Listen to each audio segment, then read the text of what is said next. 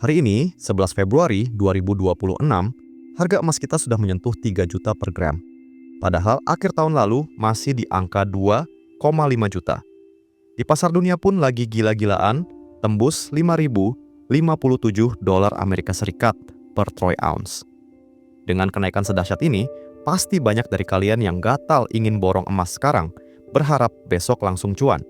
Tapi tunggu dulu, kalau strategi kalian cuma buat simpan 1-2 bulan, kalian justru sedang melangkah ke lubang kerugian yang dalam. Mari kita bedah. Kenapa angka-angka cantik ini bisa menipu kalau kalian salah langkah?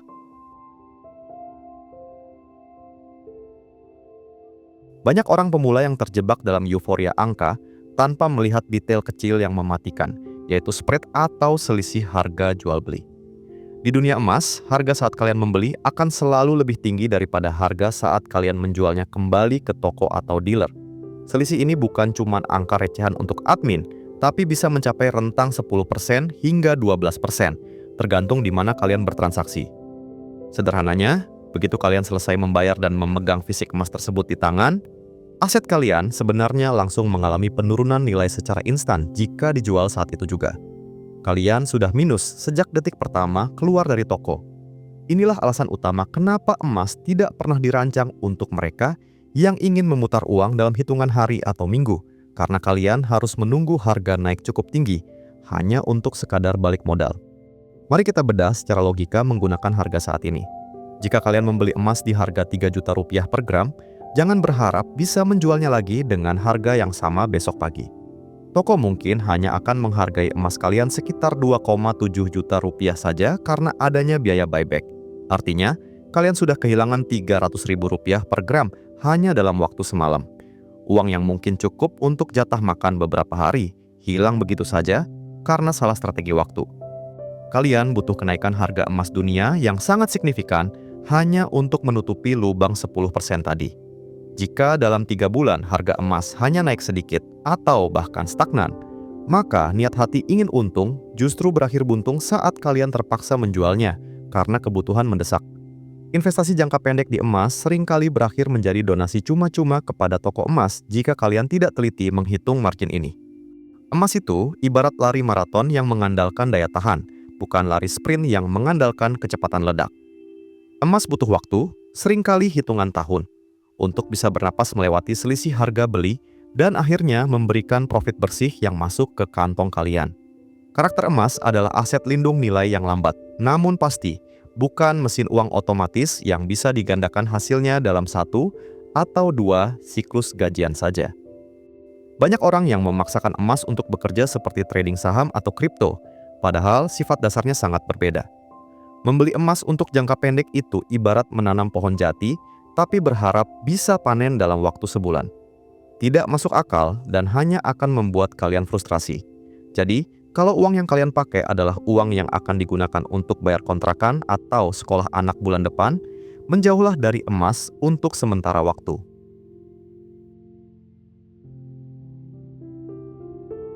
Melihat grafik harga emas dari akhir Desember 2025 ke Februari 2026 ini, memang sangat menggiurkan, bahkan bisa bikin mata siapapun jadi hijau. Bayangkan saja, dalam waktu singkat harganya melompat dari 2,5 juta menjadi 3,2 juta per gram. Kenaikan yang sangat agresif ini seringkali menciptakan ilusi di kepala kita bahwa harga akan terus terbang ke langit tanpa pernah menyentuh bumi lagi. Namun, sebagai investor, kita harus tetap berkepala dingin dan sadar bahwa pasar finansial itu punya titik jenuh. Ketika semua orang mulai membicarakan emas di warung kopi hingga media sosial, itu biasanya pertanda bahwa harga sudah terlalu panas. Jangan biarkan grafik yang naik vertikal itu menipu logika kalian, karena di balik setiap kenaikan yang tidak wajar, selalu ada risiko tersembunyi yang siap menerkam investor pemula yang hanya ikut-ikutan. Sejarah investasi selalu berulang dan membuktikan satu hal. Setelah ada kenaikan harga yang sangat tajam, biasanya akan diikuti oleh fase koreksi atau penurunan harga untuk menyeimbangkan pasar. Jika kalian baru memutuskan untuk beli sekarang di harga 3 juta atau 3,2 juta hanya untuk disimpan dalam jangka pendek, kalian sedang mengambil risiko besar untuk terjebak di harga pucuk. Ibarat membeli tiket di puncak gunung, Satu-satunya jalan berikutnya adalah turun ke bawah. Bayangkan rasa sesaknya ketika kalian sudah menguras tabungan untuk beli emas hari ini, tapi bulan depan harganya justru turun kembali ke level 2,7 juta karena pasar sedang mendingin. Bagi mereka yang punya napas panjang, penurunan ini mungkin bukan masalah besar. Tapi bagi kalian yang berencana menjualnya kembali dalam 2 atau 3 bulan ke depan, fase koreksi ini adalah mimpi buruk yang akan langsung memangkas modal utama kalian. Kalian harus paham bahwa harga emas di Indonesia sangat bergantung pada harga emas dunia yang saat ini menyentuh 5.057 dolar Amerika Serikat per troy ounce. Angka ini sudah sangat tinggi secara historis dan sangat sensitif terhadap isu ekonomi global. Satu kebijakan kecil dari Bank Sentral Amerika atau meredanya konflik geopolitik bisa langsung membuat para investor besar dunia melakukan aksi ambil untung, yang seketika bakal menyeret harga emas turun ratusan dolar dalam hitungan hari. Bagi pemain jangka pendek, ketidakpastian ini adalah musuh utama yang sulit dikendalikan. Kalian tidak punya cukup waktu untuk menunggu harga rebound atau naik kembali jika terjadi kejatuhan harga secara tiba-tiba. Jadi, sebelum kalian menaruh harapan besar pada kenaikan emas yang terlihat manis di layar HP, tanyakan lagi pada diri sendiri. Siapkah kalian kehilangan nilai aset dalam waktu singkat hanya karena sentimen global berubah arah?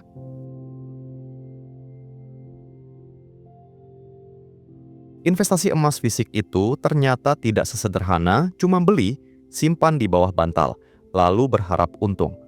Ada banyak tangan-tangan kecil yang akan sedikit demi sedikit menggerus modal kalian sejak awal. Mulai dari biaya cetak atau biaya sertifikat yang bervariasi tergantung ukurannya, hingga pajak PPh pasal 22 yang dikenakan saat kalian melakukan pembelian.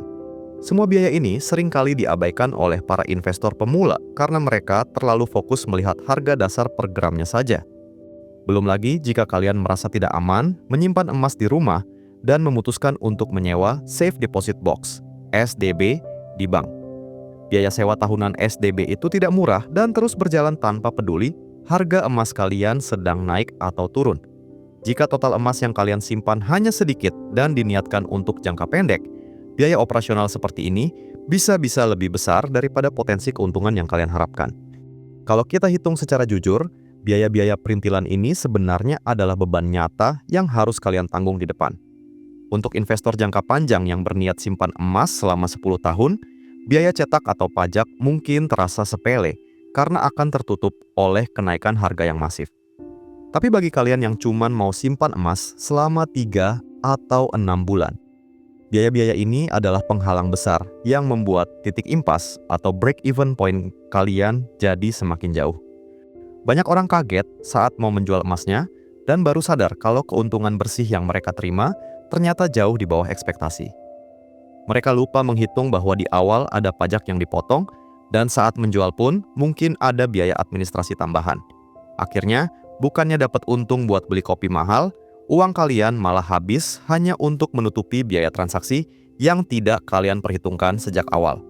Satu hal lagi yang sering diremehkan adalah risiko kerusakan fisik pada emas atau hilangnya sertifikat. Di dunia emas batangan, kondisi fisik itu sangat menentukan harga jual kembali atau buyback.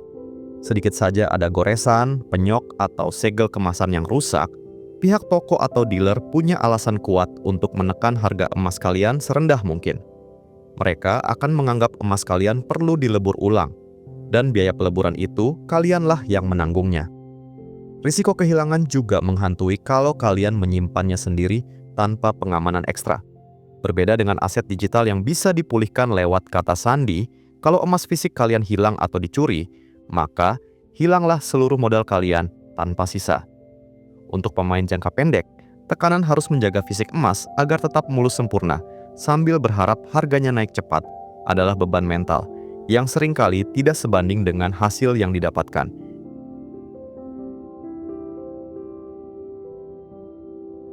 Satu hal yang harus kalian sadari sejak awal adalah emas itu aset yang pasif. Dia tidak bekerja untuk kalian. Berbeda kalau kalian menanam modal di saham yang bisa memberikan dividen secara rutin, atau membeli properti yang bisa disewakan untuk mendapatkan uang bulanan. Emas tidak akan bertambah beratnya, tidak akan beranak, dan tidak akan mengirimkan transferan bunga ke rekening kalian selama dia hanya tersimpan di dalam lemari atau brankas. Nilai emas itu murni bergantung pada kenaikan harganya di masa depan. Artinya, aset ini baru benar-benar menjadi uang ketika kalian memutuskan untuk menjualnya. Jika kalian menaruh seluruh tabungan di emas untuk jangka pendek, kalian sebenarnya sedang mengunci uang tersebut dalam keadaan mati. Kalian tidak punya arus kas masuk yang bisa membantu kebutuhan sehari-hari. Padahal uang itu mungkin bisa lebih produktif jika digunakan untuk modal usaha atau instrumen lain yang lebih cair. Dalam dunia keuangan, ada istilah bernama opportunity cost atau biaya kesempatan. Ketika uang kalian mengendap di emas dalam jangka pendek, tanpa ada kenaikan harga yang berarti, kalian sebenarnya sedang kehilangan kesempatan untuk mendapatkan keuntungan di tempat lain. Bayangkan jika uang jutaan rupiah itu seharusnya bisa kalian putar di instrumen yang lebih liquid atau punya potensi imbal hasil harian. Tapi, malah tertahan di emas yang harganya sedang jalan di tempat. Apalagi kalau kalian adalah tipe orang yang butuh peutaran uang cepat untuk bisnis atau kebutuhan mendesak. Menaruh uang di emas hanya untuk beberapa bulan seringkali terasa seperti menghambat pertumbuhan finansial kalian sendiri. Kalian terpaksa menjadi penonton saat peluang investasi lain datang, hanya karena dana kalian sedang terjebak dalam bentuk logam mulia yang belum waktunya untuk dipanen. Ini adalah kesalahan fatal yang paling sering dilakukan investor pemula, memakai uang panas untuk beli emas. Uang panas adalah dana yang sebenarnya sudah punya jatah untuk keperluan lain, seperti uang bayar kontrakan, biaya sekolah anak, atau bahkan modal dapur untuk bulan depan. Mereka nekat membelikan emas dengan harapan bisa untung kilat dalam 2 minggu, padahal emas tidak bisa dipaksa memberikan profit sesuai kemauan atau kebutuhan mendesak kalian. Begitu ada kebutuhan mendadak dan kalian harus menjual emas tersebut saat harga sedang turun atau belum melewati selisih buyback, disitulah kalian akan benar-benar merugi. Emas tidak peduli seberapa butuh kalian akan uang tunai. Pasar akan tetap menghargainya sesuai harga saat itu. Jangan pernah berjudi dengan uang kebutuhan pokok kalian di emas, karena jika keadaan berbalik arah, bukan cuma investasi yang hilang, tapi stabilitas dapur kalian juga ikut terancam.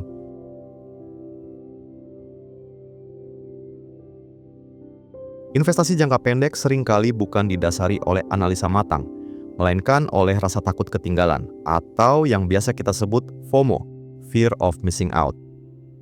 Saat kalian melihat berita harga emas melonjak dari 2,5 juta ke 3 juta dalam waktu singkat, otak kita cenderung mengirimkan sinyal panik. Kalian merasa seolah-olah kereta keuntungan akan segera berangkat, dan kalian akan ditinggalkan sendirian jika tidak segera membeli sekarang juga. Padahal, membeli saat harga sedang berada di puncaknya karena dorongan emosi adalah resep sempurna menuju kegagalan. Di titik ini, kalian sebenarnya tidak sedang berinvestasi, tapi sedang bereaksi terhadap keramaian. Manipulasi psikologis ini membuat kalian buta terhadap risiko dan mengabaikan fakta bahwa pasar yang naik terlalu cepat biasanya butuh waktu untuk beristirahat atau bahkan berbalik arah. Psikologi orang yang masuk ke pasar untuk jangka pendek biasanya sangat rapuh dan mudah goyah. Karena targetnya adalah cuan cepat, mereka akan terus-menerus memantau grafik harga setiap jam, layaknya melihat skor pertandingan bola. Begitu harga turun sedikit saja, misalnya cuma turun 20.000 per gram, mereka langsung merasa dunianya runtuh dan mulai berpikir untuk melakukan panic selling atau jual rugi demi menyelamatkan sisa uang yang ada. Ketidakmampuan mengelola emosi ini seringkali membuat investor pemula merealisasikan kerugian yang seharusnya tidak perlu terjadi. Mereka menjual di saat harga sedang tertekan karena takut harganya akan hilang sama sekali. Padahal, pasar hanya sedang melakukan koreksi sehat. Pada akhirnya, mereka keluar dari pasar dengan tangan hampa hanya karena mental yang tidak siap menghadapi fluktuasi harga yang sebenarnya adalah hal lumrah. Penting untuk kalian sadari bahwa penurunan harga emas itu punya arti yang berbeda bagi setiap orang. Bagi mereka yang niatnya jangka panjang, penurunan harga justru dianggap sebagai diskon besar-besaran untuk menambah muatan aset mereka. Mereka tetap tenang karena tahu bahwa dalam 5 atau 10 tahun ke depan, harga emas kemungkinan besar akan jauh lebih tinggi dari harga saat ini. Mereka punya napas yang panjang untuk menunggu badai berlalu. Tapi karena target kalian adalah jangka pendek, setiap penurunan kecil pun akan terasa seperti kiamat finansial yang mengancam dompet. Kalian tidak punya kemewahan waktu untuk menunggu harga kembali naik atau rebound. Inilah yang membuat investasi emas jangka pendek terasa sangat melelahkan secara mental. kalian bertaruh melawan waktu yang sangat sempit dengan instrumen yang sebenarnya butuh kesabaran ekstra tinggi.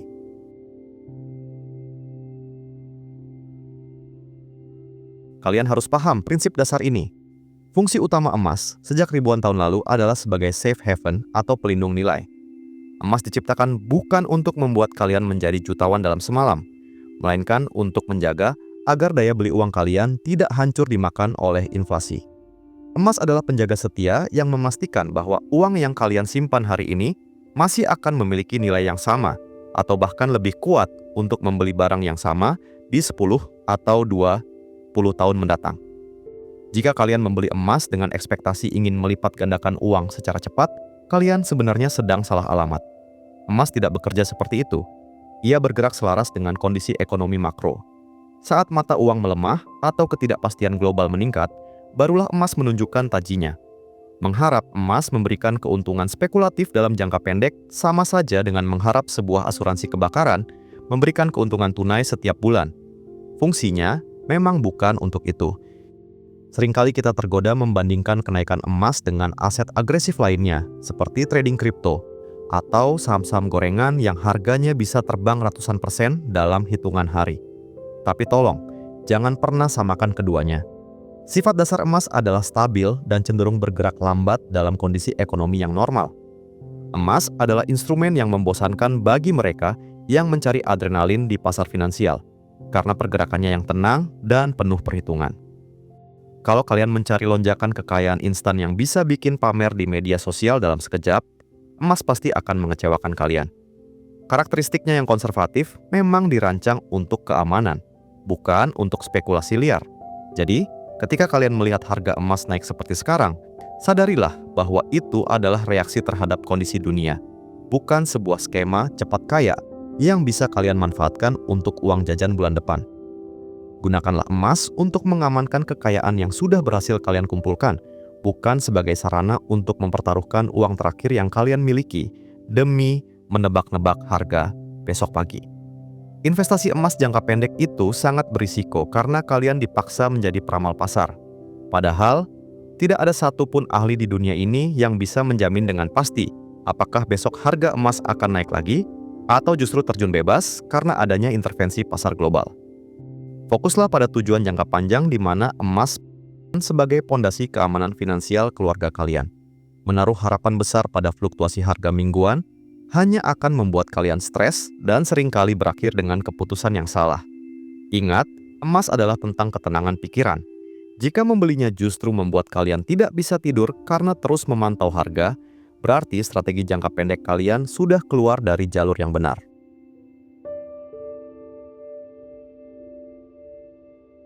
Setelah membahas semua risikonya, mungkin kalian bertanya, jadi, kapan sebenarnya waktu yang paling tepat buat beli emas?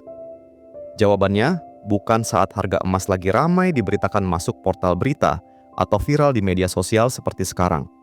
Waktu terbaik untuk membeli adalah saat kalian sudah memiliki dana dingin yang memang tidak akan disentuh sama sekali, serta sudah membulatkan tekad untuk menyimpannya dalam jangka waktu minimal 5 tahun ke atas. Membeli saat harga sedang euforia, seperti di angka 3 juta per gram hari ini sebenarnya sah-sah saja, asalkan kalian tidak punya niat untuk menjualnya kembali bulan depan. Ingat, dalam investasi emas, waktu adalah sahabat terbaik kalian. Semakin lama kalian memegangnya, semakin kecil dampak selisih harga jual beli atau spread terhadap keuntungan kalian. Jadi, lupakan soal menebak kapan harga akan turun. Fokuslah pada kesiapan dana dan rencana masa depan kalian sendiri. Daripada kalian pusing memantau grafik setiap jam dan menunggu momen harga terendah yang mungkin tidak pernah datang, lebih baik gunakan strategi dollar cost averaging atau mencicil secara rutin. Caranya simpel. Sisihkan nominal uang yang sama setiap bulan untuk dikonversi menjadi emas tanpa peduli harganya sedang naik atau turun. Dengan cara ini, kalian akan mendapatkan harga rata-rata yang lebih sehat dan terhindar dari risiko beli di harga pucuk secara sekaligus. Strategi mencicil ini juga jauh lebih tenang secara psikologis. Kalian tidak akan merasa stres saat harga emas dunia terkoreksi, karena kalian tahu bahwa di bulan depan, kalian justru bisa mendapatkan jumlah emas yang lebih banyak dengan nilai uang yang sama. Ini adalah cara paling manusiawi dan efektif bagi kita yang punya kesibukan lain dan tidak ingin hidupnya didikte oleh naik turunnya grafik harga logam mulia setiap harinya.